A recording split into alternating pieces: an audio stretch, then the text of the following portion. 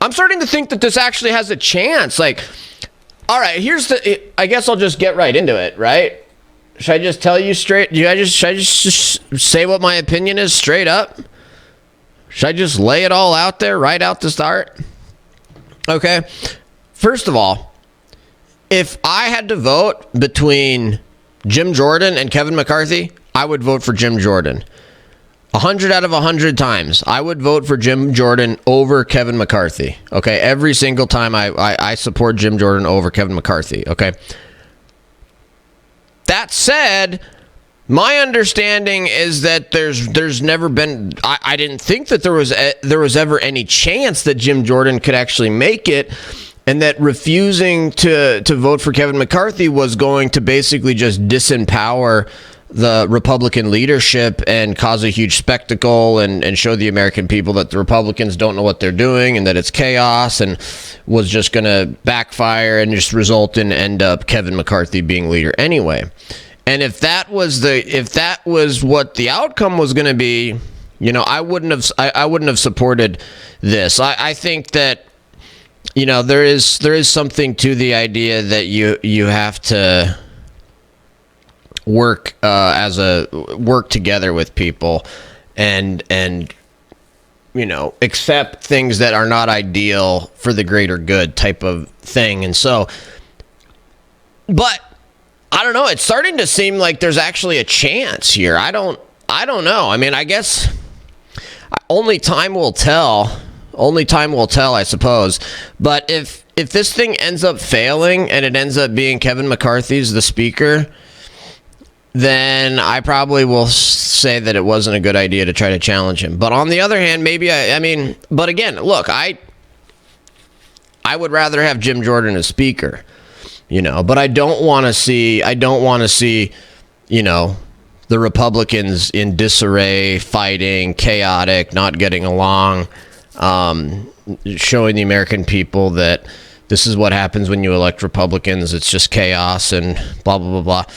That said, I don't buy that argument that strongly either. I don't think that's that great of an argument. I don't think most people even know what happened today or care really that all that matters. So I think the fight is good. When it's all said and done, I mean, it's hard to say, I kind of want to withhold my opinion until it's all said and done, but we don't really have that.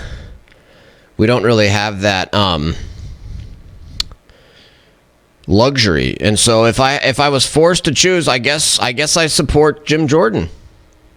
I guess I support the challengers. I don't know. That's just my gut feeling. Although if it's futile and if it's going nowhere, I don't see the benefit of it other than I don't know. It's just, I guess that's kind of where I'm at. I guess that's a little bit wishy-washy, but bottom line is I support Jim Jordan. Yo, Jacob Blackard, what's up? Jacob Blackard, I'm doing great. How about you? Team Jordan here too. Nice, PM. Yeah, Jordan is awesome. Jordan is awesome. I absolutely love Jim Jordan. If he can actually pull this thing off, that will be absolutely incredible. It could be a show to drum up coverage for Republican talking issues, though. Yeah, no, it could be.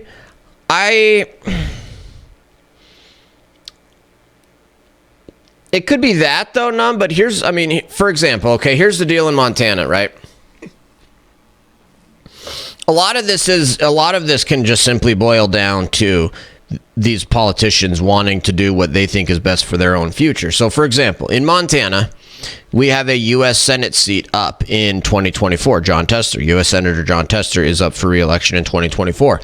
And there's not a clear front-runner for the Republican to challenge John Tester, okay? So, and Montana just put in place 2 separate Republican representatives into the U.S. House, Ryan Zinke and Matt Rosendale. And guess what? Ryan Zinke voted for McCarthy, and Matt Rosendale voted for Jim Jordan. Okay, and I'm hearing people in Montana say that, okay, the only reason Matt Rosendale is doing what he's doing and refusing to vote for Kevin McCarthy and going for Jim Jordan is to set himself up in a better position for the U.S. Senate primary in 2024, where it's going to be Zinke and Rosendale. And Rosendale's going to come in and say, well, look, Zinke supported Kevin McCarthy. I was the one that supported Jim Jordan. Do you want Zinke, the guy that supported Kevin McCarthy, or do you want me, the guy that voted for Jim Jordan? And most Republican primary voters are going to say, yeah, I want the guy that supported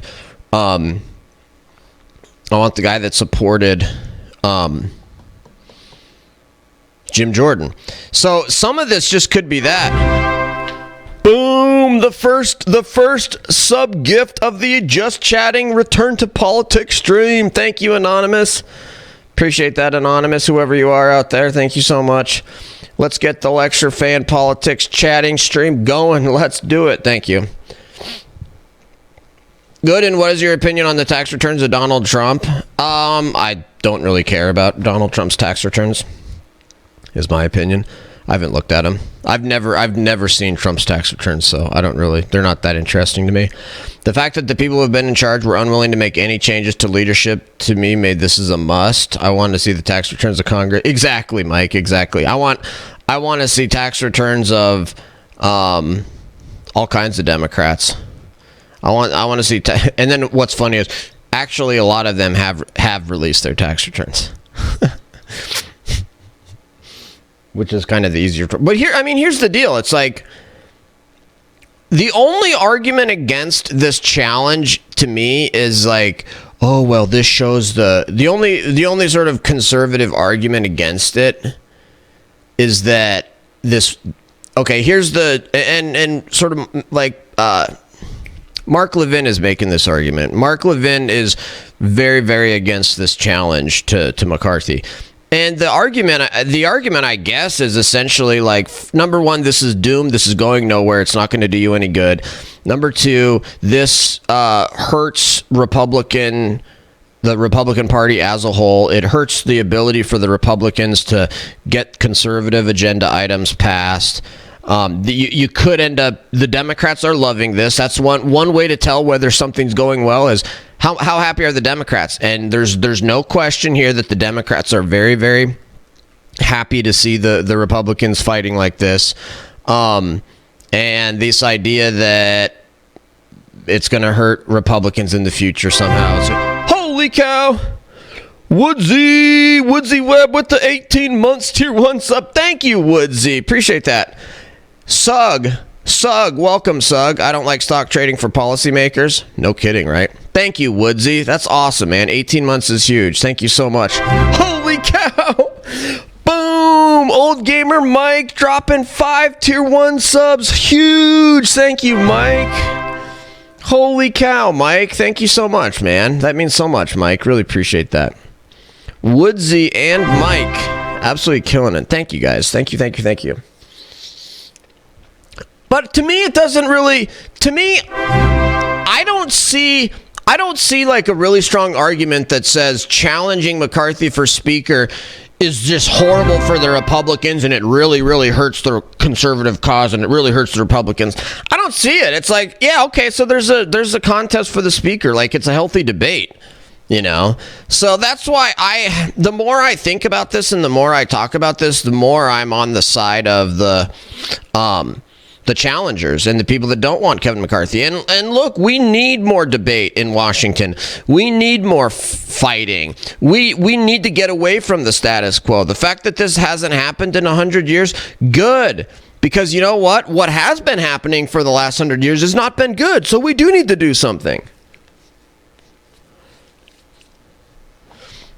Right, Num. So this is what the chamber looks like when we're actually debating and the bodies are in the chairs. Thanks again, Mike. Oh, wow, you got the hype train started right there. Level 2 complete. We're pushing a level 3 hype train here, folks. 5% of the way. Thank you, guys. Mike, Woodsy, Anonymous. Y'all are so appreciated. How many times have we been down here giving speeches and there's not a soul in the chamber? Yet this is what it takes to get 435 people in the chamber and have an actual debate. The American people are watching, and that's a good thing. What we're doing is exercising our rights to vote and have a debate and have a discussion about the future of this country through the decision of choosing a speaker. True. Exactly. This is not personal. It's not. This is about the future of the country. This is about the direction of the country. American people who are looking at this body and wondering why we can pass one.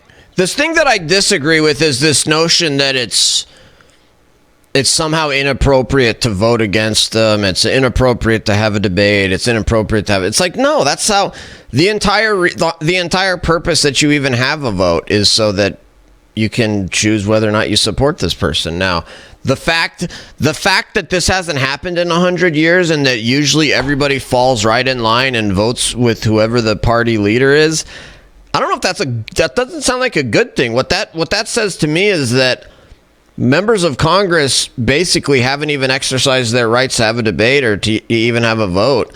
Nobody's been going in on this very hard, and it's like everybody just rubber stamped every previous speaker. It's like finally we have some people that are not just a rubber stamp. $1.7 trillion bills that are unpaid for. They can just slide in $45 billion for Ukraine but not pay for it. $40 billion for emergency spending and not pay for it. 10% increase in defense spending. 6%. Did he actually move in yesterday, PM? Wow. Increase in non-defense spending and not pay for it. And not do a thing except put language in a bill that prohibits our ability to use the money to secure the border.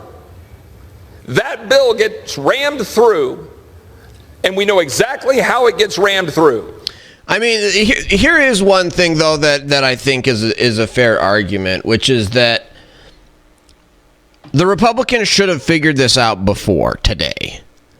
You don't, like, the Republicans control Congress. The Republicans, by the way, 1 minute left on the hype train, folks. 1 minute left. Try to get to level 3. 50 seconds left. Try to get to level 3. Let's go.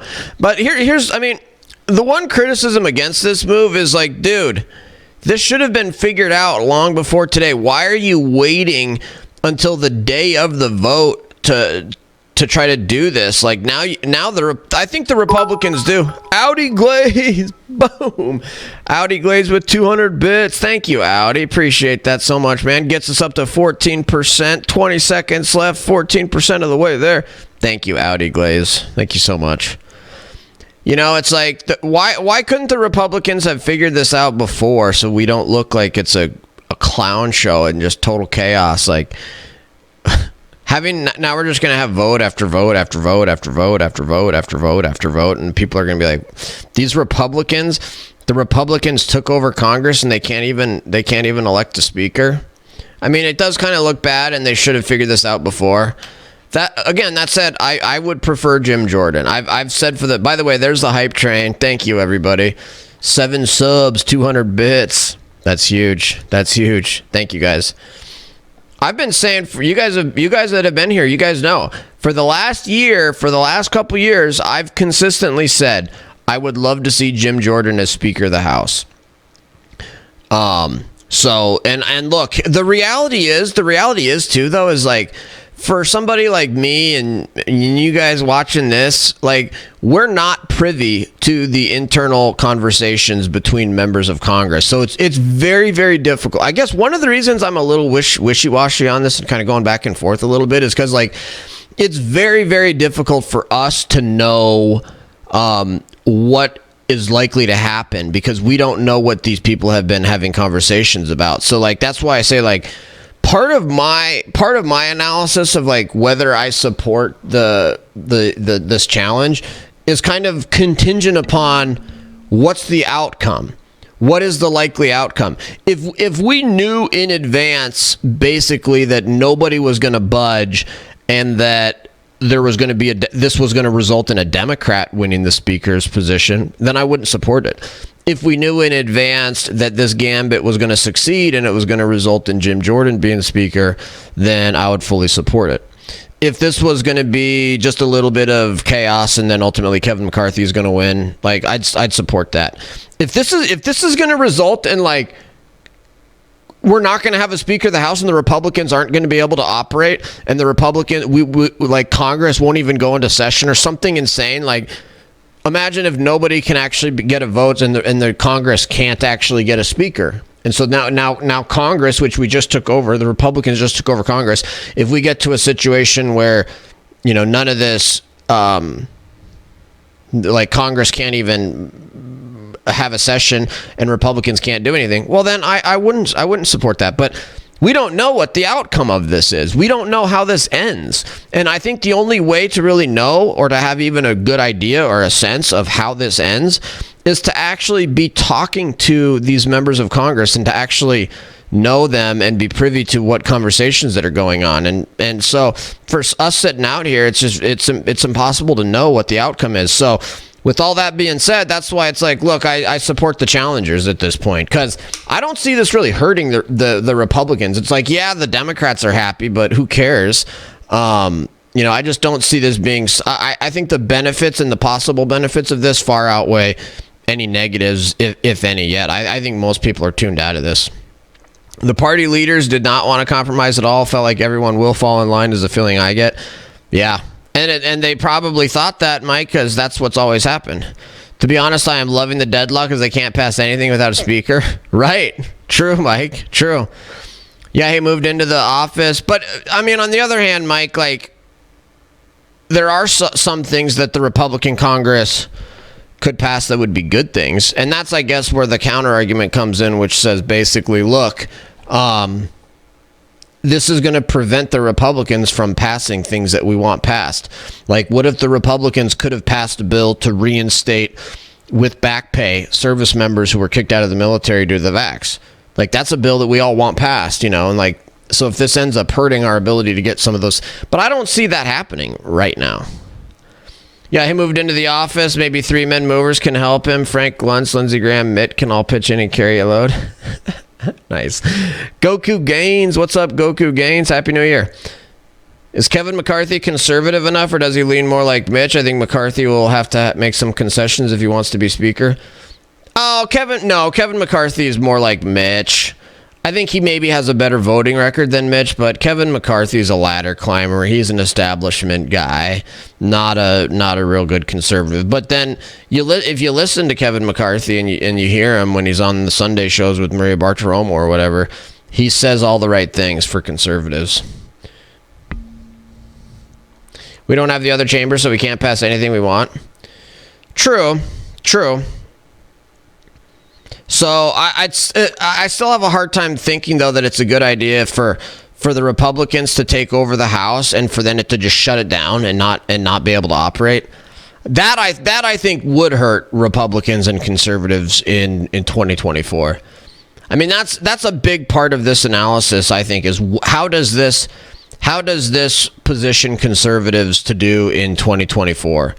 And I don't see the American people saying, yeah, let's elect a bunch more conservatives if literally they literally shut, we put Republicans in control of Congress and they literally shut it down and it can't operate. It's totally dysfunctional. That, I think, would actually hurt electorally. I don't think Americans want complete and total dysfunction and total inoperability. What's your take on what's going on with Andrew Tate?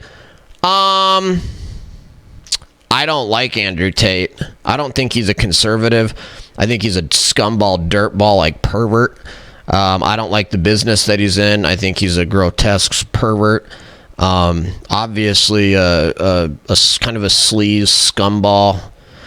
So I'm not a big fan. And so, in terms of him being arrested, I have no idea what the truth is. I know that based on what I've seen Andrew Tate say and write, he seems like a dirtball and pretty horrible to women. Now, whether he's actually committed the crimes he's accused of, who knows? If he did commit the crimes, then I think he should be prosecuted. Because the defense world and the non-defense world come together and say, you know what? We're going to cut a deal, and we'll all go to the mics, and we're all going to give speeches, and the American people are the big losers. That's what happens. We know that's what happens. All right, old gamer Mike, just to play devil's advocate, old gamer Mike, just to play devil's advocate, just to make a counter argument. what had a lot of the MAGA people saying why vote is Trump saying that the elections are stolen and that your vote doesn't count, and telling people literally to not vote by mail and not vote this way and don't vote early vote. That's what had every MAGA person that I've ever heard questioning whether it's worth it to vote has always said that the elections are rigged. Yeah, maybe some of them have said, oh, my vote doesn't count because Republicans are rhinos, but the vast majority of them that I've heard have said it's because they think the elections are rigged. Gus is in the house. What's up, Gus? Desert Beauty's in the house. What up, Desert Beauty? I like Chip Roy. Me too. What the heck is going on the Speaker of the House? Chaos, Gus. Nobody knows. That's the thing, Gus. This hasn't happened in so long, and I think the process that they're using is so stupid. Like, why would you just have a system where you just vote and then you vote again and you vote again and you vote again and you vote again and you vote again and you vote again, on and on and on forever? Like, why would you have rules that set this type of a situation up to happen? That's what I think is really weird. I think they ought to have actual rules in place that actually detail, okay, here's what happens. If nobody can get to a majority, then there's got to be some kind of repercussions, or people start losing committee assignments, or the person that gets the most votes regardless wins, or and I'm just spitballing. Those are probably horrible ideas.